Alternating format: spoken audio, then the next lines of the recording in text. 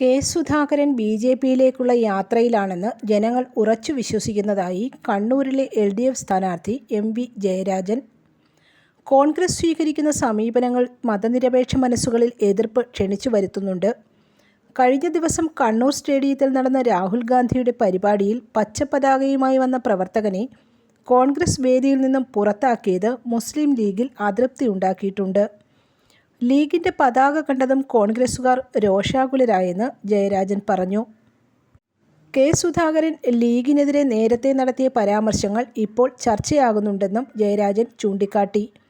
മാറ്റം വേണമെന്നാണ് കണ്ണൂരിലെ ജനങ്ങൾ ആഗ്രഹിക്കുന്നത്. പാനൂർ ബോംബ് സ്ഫോടനം പ്രചാരണ വിഷയമാക്കുന്നത് UDF തന്നെ ഉപേക്ഷിച്ചു.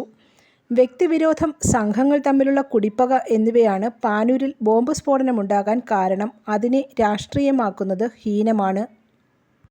പാനൂർ ബോംബ് സ്ഫോടനവുമായി ബന്ധപ്പെട്ട പ്രചരണം ഏൽക്കുന്നില്ലെന്ന് കണ്ടപ്പോഴാണ് KK ശൈലജയ്ക്കെതിരെ അശ്ലീല പ്രചരണവുമായി UDF രംഗത്തിറങ്ങിയത്. യൂത്ത് കോൺഗ്രസിൻ്റെ ദേശീയ കോർഡിനേറ്ററാണ് ശൈലജയ്ക്കെതിരായ അശ്ലീല പ്രചരണത്തിന് പിന്നിലെന്നും ജയരാജൻ പറഞ്ഞു. കഴിഞ്ഞ 5 വർഷം സുധാകരൻ കണ്ണൂരിലെ വികസന പ്രവർത്തനങ്ങൾക്ക് അവധി നൽകുകയാണ് ചെയ്തതെന്നും ജയരാജൻ ആരോപിച്ചു. 2004 ജനവിധി ഇത്തവണ കേരളമാകെ ഉണ്ടാകുമെന്നും അദ്ദേഹം പറഞ്ഞു. News desk press Malayalam.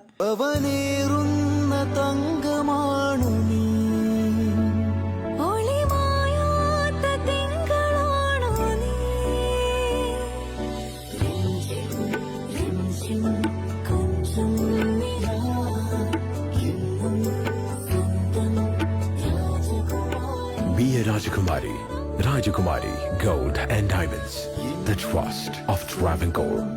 Rajakumari.